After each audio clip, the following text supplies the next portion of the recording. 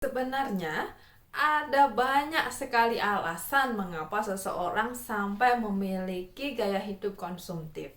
Jika kamu menjawab iya untuk 7 dari 13 pertanyaan itu, harusnya kamu menyadari betapa konsumtifnya dirimu.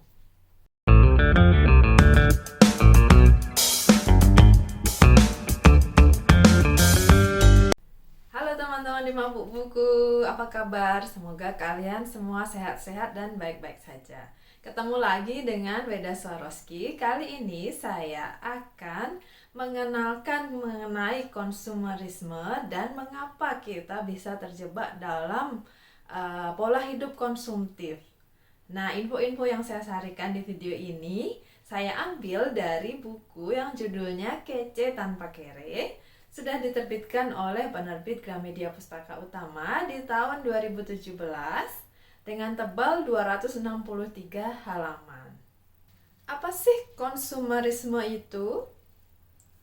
Biasanya dalam bahasa Indonesia, kata yang memiliki tambahan atau akhiran isme di belakangnya itu merujuk kepada suatu paham atau ajaran. Itu biasanya kata serapan yang kalau dalam bahasa Inggris ism.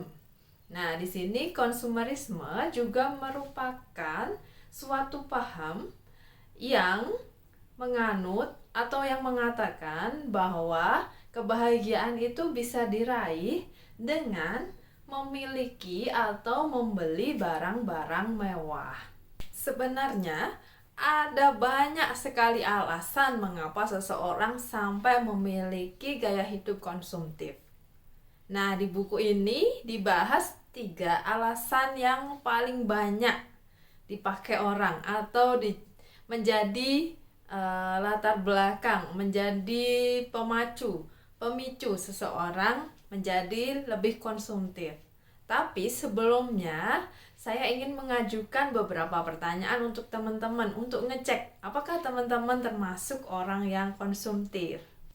Yang pertama, apakah teman-teman membeli barang setelah melihat reviewnya di YouTube, di Instagram, atau di Google?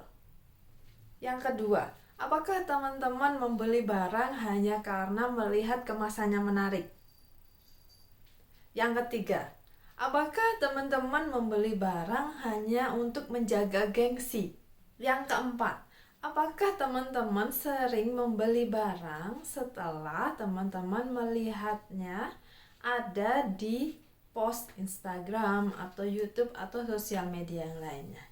Yang kelima, apakah teman-teman cenderung membeli barang hanya yang diinginkan tetapi bukan yang betul-betul diperlukan? Sedangkan yang keenam, apakah teman-teman sering bela-belain makan di tempat yang fancy supaya dianggap kekinian?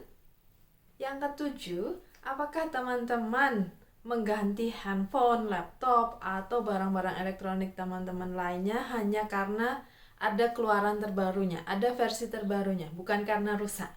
Yang kedelapan, teman-teman memilih untuk membayar dengan cicilan untuk barang-barang mahal yang belum tentu teman-teman butuhkan juga.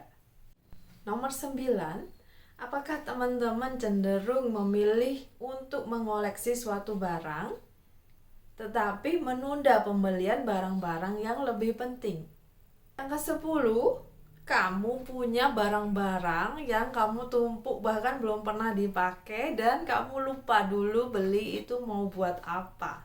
Nomor 11, kamu sering kaget dan panik saat tagihan kartu kredit datang. Lalu nomor 12, kamu sudah kehabisan uang sebelum gajian. Di tanggal tua kamu merana. Dan nomor 13, kamu sering mengatakan kepada dirimu sendiri, kok udah gak punya duit ya? Atau uangku ku belanjakan apa aja ya? Kok udah habis? Jika kamu menjawab iya untuk 7 dari 13 pertanyaan itu, harusnya kamu menyadari betapa konsumtifnya dirimu. Nah, kita kembali ke 3 alasan utama di balik perilaku konsumtif yang dibahas di dalam buku ini. Yang pertama adalah tekanan sosial. Tekanan-tekanan sosial akan selalu dialami oleh setiap orang. Karena apa? Karena sudah menjadi naluri kita untuk fit di dalam masyarakat, dalam pergaulan sosial. Jadi manusia cenderung untuk mengikuti norma-norma yang berlaku dalam masyarakat agar dapat diterima dalam pergaulan. Itulah yang menimbulkan tekanan-tekanan sosial. Jadi, memilih teman atau komunitas yang tepat dalam hidupmu itu merupakan hal yang sangat penting. Karena tekanan-tekanan sosial itu datang dari sekitarmu, dari lingkungan pergaulanmu.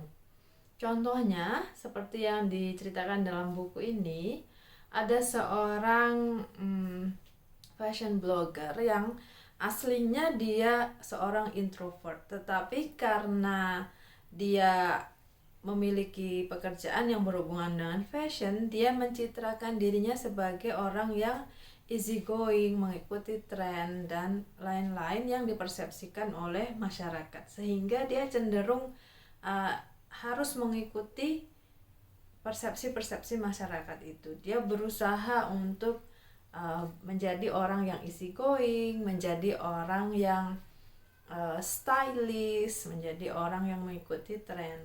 Buku ini mengajakmu untuk memikirkan ulang berapa uang yang kamu habiskan untuk menunjang kehidupan sosialmu. Mungkin tidak kita sadari ya, saat kita melihat Instagram post seseorang memakai sepatu merek tertentu, lalu kamu secara tidak sadar ingin juga membeli merek itu karena ada temanmu yang tampak keren memakainya. Atau kamu tidak ingin dibilang kurang gaul apabila tidak punya sepatu yang itu. Nah, yang kedua adalah insecurity. Kalau tadi kita sudah bahas faktor-faktor yang berasal dari luar, nah insecurity ini merupakan faktor yang datangnya dari diri kita sendiri. Dikatakan dalam buku ini, jika seseorang merasa ada yang kurang dari dalam dirinya, ia akan cenderung mencari kompensasi dari bidang yang lainnya. Misalkan, orang ini merasa dirinya kurang menarik. Dia akan cenderung membeli atau memakai barang-barang yang terlihat keren agar mendapat penilaian orang lain dari sisi yang lainnya, dari sisi penampilannya. Apa iya kamu mau dinilai kepribadianmu atau karaktermu hanya dari barang-barang mewah yang kamu pakai? Kalau masalahmu ada di kepercayaan diri yang rendah, buku ini menyarankan kamu untuk menambah keahlian, misalkan mengikuti kursus atau menambah skill-skill baru sehingga membuatmu lebih percaya diri daripada bergantung kepada barang-barang mewah. Sampai kapan barang-barang mewah ini akan mengisi kekosongan hidupmu? Poin ketiga dari pendorong perilaku konsumtif adalah jebakan industri. Jadi pola konsumtifmu bukan sepenuhnya salahmu sendiri. Pernahkah kamu bertanya-tanya kenapa kamu nggak puas juga dengan smartphone terbarumu meskipun harganya sudah belasan juta? Atau kamu ingin mengoleksi sepatu seri terbaru yang ini baru dibeli, baru dipakai sekali, tapi sudah keluar seri terbaru yang lainnya. Itulah yang disebut dengan jebakan industri, membuat kita ingin terus belanja lagi, beli lagi, belanja lagi, terus saja mengeluarkan uang untuk membeli barang-barang yang baru. Industri-industri itu terus saja menjejali kita dengan tren terbaru, koleksi terbaru, dan barang-barang yang harus kita miliki atau kita koleksi setiap dia mengeluarkan produk barunya. Itu tadi mengenai konsumerisme dan 3 alasan dibalik perilaku konsumtif. Semoga berguna untuk teman-teman semua. Jangan lupa subscribe channel di Mabuk Buku. Kita jumpa lagi di video-video selanjutnya. Terima kasih.